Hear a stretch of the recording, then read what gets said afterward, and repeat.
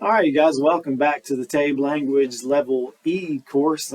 This is actually the second lesson or strategy, so there was one more preceding this. It was strategy one. And again, we are working in the TABE Score Boost book in Language Level E. It has a green label, and you should have your own copy. But if you don't, just navigate over to the left side of the course page, select Files, and then navigate to the folder that says TABE Language E Pages, and you'll see scans for all of these lessons. And we'll be starting with strategy 2 today in that book, which begins on page 6. I should say this is a lot longer lesson than the first one that we did together. So what I'm going to be doing is actually going over the 3 instructional pages that are part of this lesson, and then leaving you to do the 3 work pages yourself, and then come back for the video walkthrough. So I'll be kind of going through and skipping the work pages, but talking about the instructional content, sort of viewing this whole thing as one lesson. So there's quite a bit of instruction, and there's quite a bit of work that goes into this lesson. So if the video ends up being too long for you to watch in one sitting, then of course, break it up into 2 sessions. However you need to do it. That's the benefit of having an online class, is that you can make it work just a little bit better with your own schedule. Let's dive into strategy 2, and this one is called Follow Grammar Rules. The last one was about parts of speech, learning the basic functions of language. We had 5 different parts of speech we looked at: nouns, pronouns, verbs, adjectives, and adverbs. And we're going to be doing a little bit more detailed work with some of those parts of speech in this lesson. Starting off with nouns. So the first section of strategy 2 is about forming nouns. And we have them classified with a little bit more detail than we had in the introductory lesson in strategy 1. All right, so nouns are a common part of speech. However, there are different types of nouns: collective nouns, regular plural nouns, irregular plural nouns, and abstract nouns are a few types. Review how each type is used. Okay, so we'll briefly go through these 4 types. Collective nouns are nouns that collect a group of people, places, things, whatever, together, but then they're treated as a singular noun. Like, so a family is a singular noun, but it's collective. We assume that there's more than one person in that unit. Otherwise, we wouldn't even call it a family. Group is another. Even collective nouns that refer to animals, like flock or herd, those are collective nouns. Class can be, if we're referring to the group of people that are in a class. So collective nouns are treated like they're singular, but they actually are composed of a group of something. Okay, regular plural nouns, and this is a long description for something that's pretty basic. But nouns are made plural by adding s or es to the end of the word. Some of the nouns we add es if it becomes unpronounceable if we just add an s, usually like 1-syllable words. Regular plural nouns can also be made by removing the y at the end of a word and replacing it with ies. Again, this was a pretty early language skill, turning a noun plural by dropping a y and adding ies. Like party becomes parties with ies instead of y at the end. And we're given some examples here of some regular plural nouns: lamps, dishes, berries. It's not considered to be irregular, if it ends in y and you're adding the ies. It's still a regular plural noun. We reserve the irregular status for some other words. All right. Our irregular plurals, however, they also name 2 or more of something, but you don't add ses or ies. They have irregular forms. So foot becomes feet instead of feet. Tooth becomes teeth instead of tooths, which is pretty unpronounceable. And maybe that's kind of giving you a clue to why some of these nouns are irregular plurals, is because when you add an s, it becomes very difficult to pronounce. Like wife's is not nearly as easy to get out of your mouth as wives. And so, if you practice pronouncing them, even silently in your mind, it can give you a little bit of help in how to form the irregular. And there are some plural nouns, and they're rare, that do not change at all. Like fish is fish whether it's singular or plural, just like the word deer. We don't say deers, we say deer even when there are many of them, even when there's a whole herd, collective noun. And then lastly, abstract nouns. I mentioned this in lesson 1, not that it was really explored in detail in the lesson, but I told you there was another type of nouns that wasn't represented in that chart, and here they are. So abstract nouns are used to express ideas or concepts. They're not things that have existence that you can see with your physical senses, like love, compassion, empathy, adulthood, worry. Things, emotions are considered abstract nouns, but concepts like perfection, for instance. A lot of things that we don't consider to have physical existence are also nouns. And if you look down here at the real world connection, it gives us a little bit of a tip about abstract nouns, that these are things that we cannot experience with our sight, hearing, touch, taste, or smell. So in other words, our 5 senses. So we know that love exists. We feel it. It's part of our life. We may possess it for another person, but it's not something that we can see with our eyes. You might be able to see actions that are related to love, like hugging or holding hands, but you're not going to see love with your eyes, and that's why we consider it to be an abstract noun. All right, in the example, it looks like they have a couple different types here. My family, that's a collective noun, treated as singular, but it, of course, is made up of multiple people. Bought apples, that's a regular plural at the farmer's market. We could have said berries, and we'd have another regular plural with an IES. I'm trying to think of an irregular. I don't know. Let's say at the farmer's market they also sold like handcrafted items. So you bought a knife. You bought more than one knife.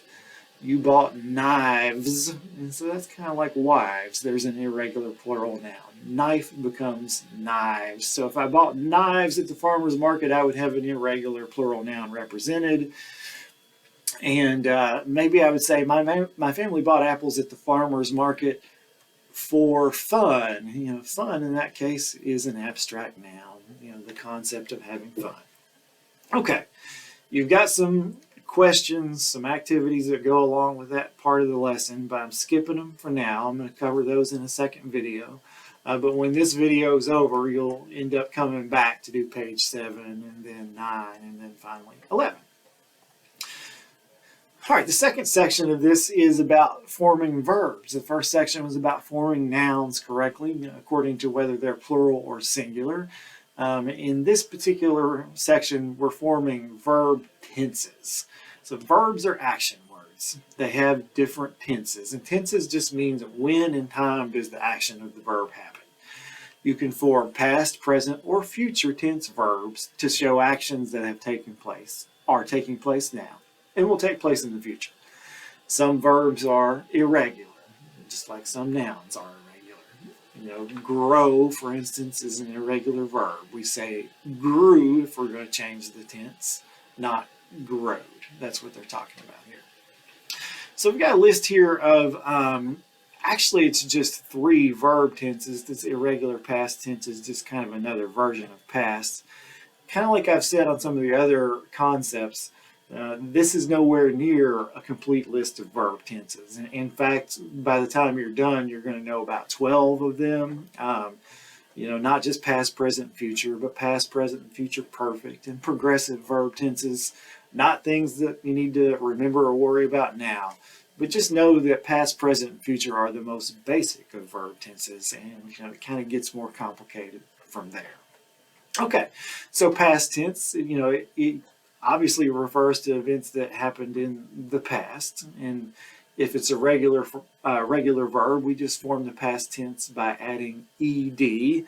So I jump becomes I jumped in past tense. I painted, I walked, I ate. Oh, that's an irregular. Let me save that one until we get down to the bottom here. Okay. All right, present tense. And, just the basic normal form of a verb is in past tense, like talk or sail, which is used in the example here. But present tense is used to show that an action is happening right now.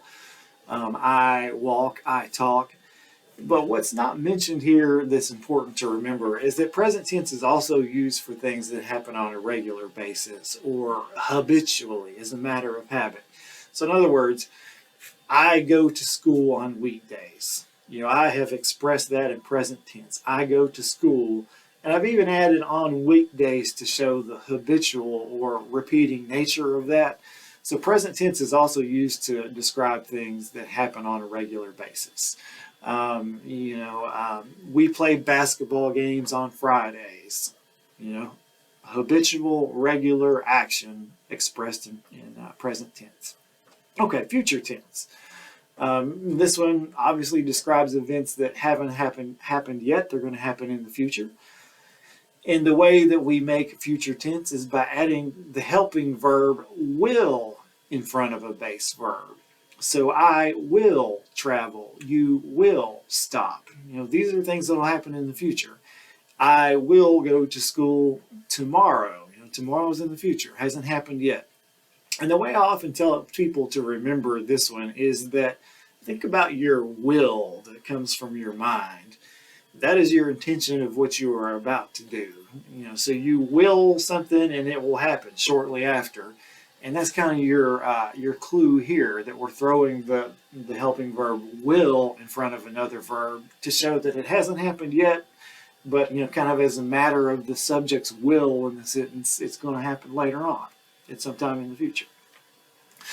And then lastly, as I have said, we have some irregular past tense verbs.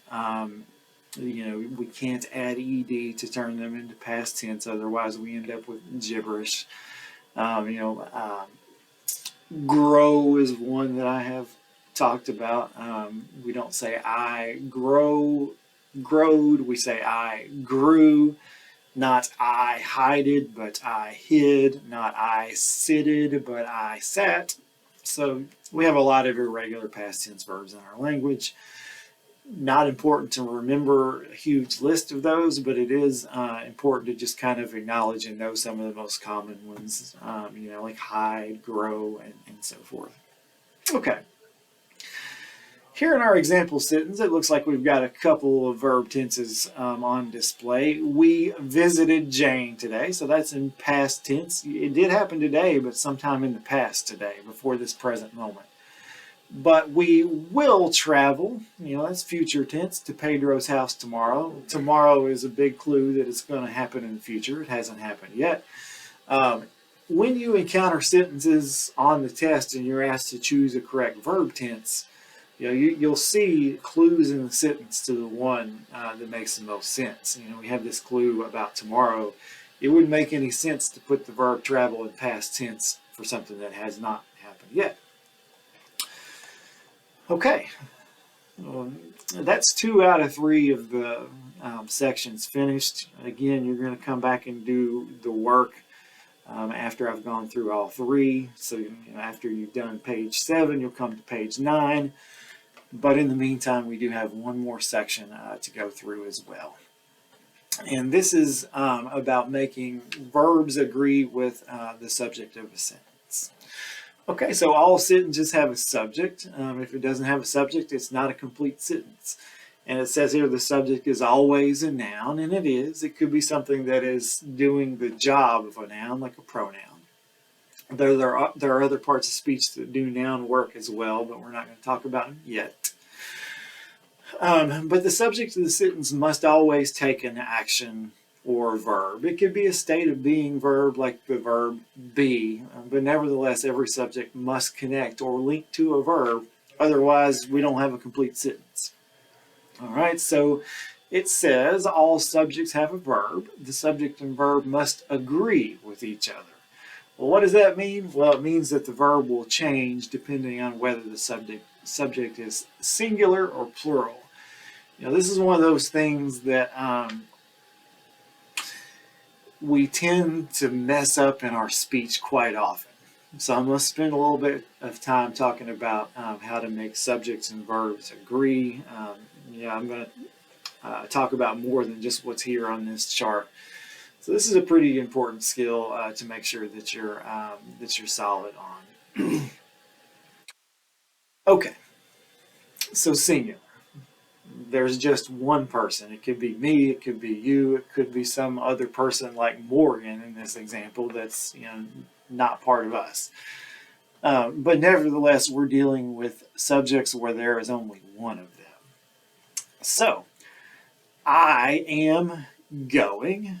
All right, so am is actually verb form of be. That's how we form the verb be, to exist. If it's going to go with the singular I. So I am going.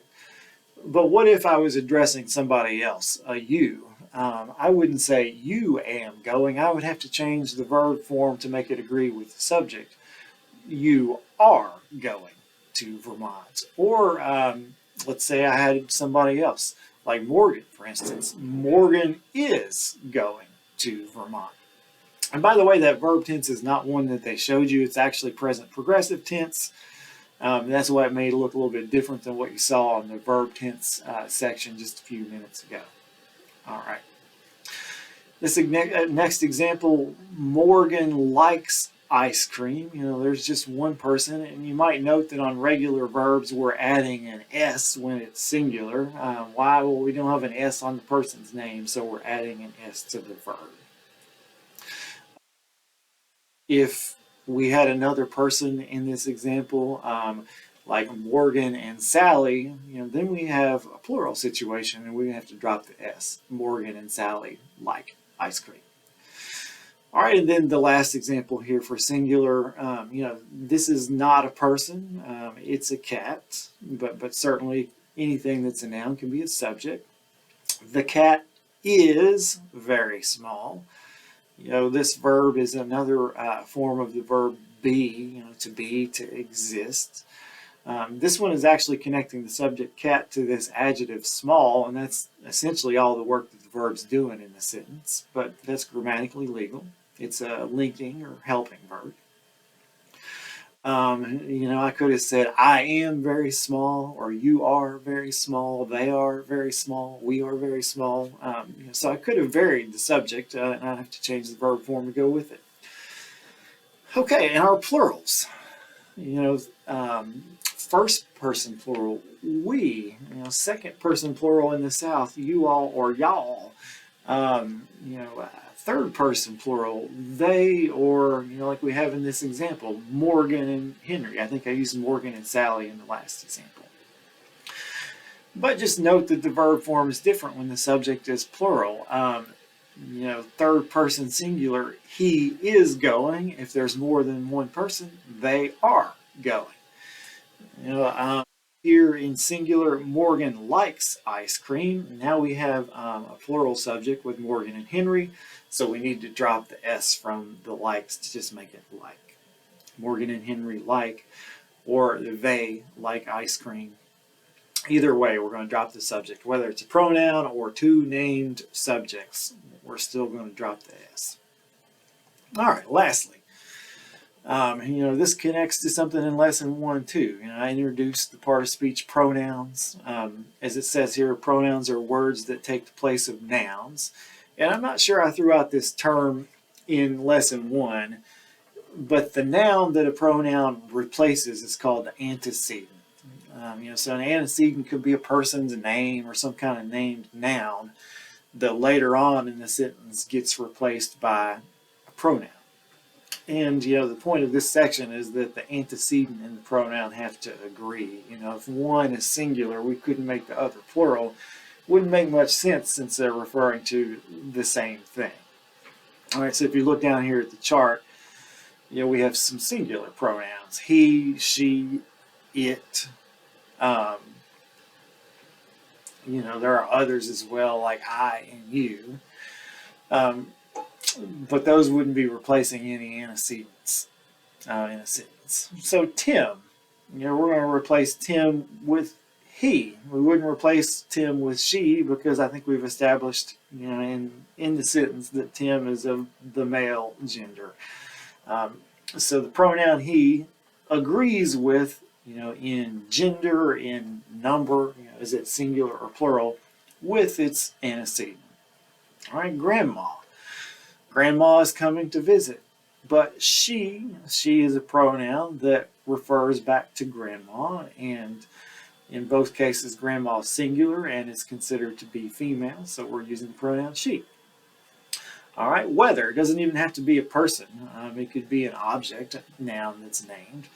The weather is cold, but it will get warmer. There's no gender to worry about there, but we certainly have to make the determination between singular and plural. Weather is singular, so we're going to use it singular, not they plural. If it said something like, the average temperatures are cold, but they will get warmer, then we would have another plural matching pronoun antecedent. Okay, plural, the pronouns are we and they. There are other pronouns for different situations like us and them. We're not going to get into when you use those in this particular lesson, but on down the road we will. Jean and I, definitely a plural subject. There's two people involved, are good friends because we have known each other. All right, so this is first person. I'm talking about myself and somebody else. That's why I'm using we instead of they, for instance. But here with Pablo and Juan, neither one of these people are myself, so I'm going to have to use a different pronoun. There's two of them. Pablo and Juan are brothers, but they, they is the pronoun we use for multiple people, for plural. It doesn't matter the gender here. Okay, we'll break down the example here. So Christian is the subject of this sentence. He is singular, so he takes sings, that has an S, the singular form of the verb sing. All right, in our next sentence, his sisters. All right, now we've got a plural subject. There's more than one play guitar. We wouldn't say plays because we need the plural form without the S. And then here it looks like we've got a pronoun on display. They all like music very much, and the antecedent to this is actually in the previous sentence, his sisters. So they is referring back to the antecedent in the previous sentence. And that's something that is useful to point out. When you're reading a paragraph, multiple sentences, it's entirely possible and legal that you'll encounter a pronoun that refers back to something in the previous sentence. And that's okay as long as the writer has clarified, exactly what it is he or she's referring to. If not, we get into what we call unclear pronoun reference, which is something that we'll deal with on down the road. Okay, that's brought us to the end of the instructional part of this lesson. And I know it was pretty long. We covered 3 different sections.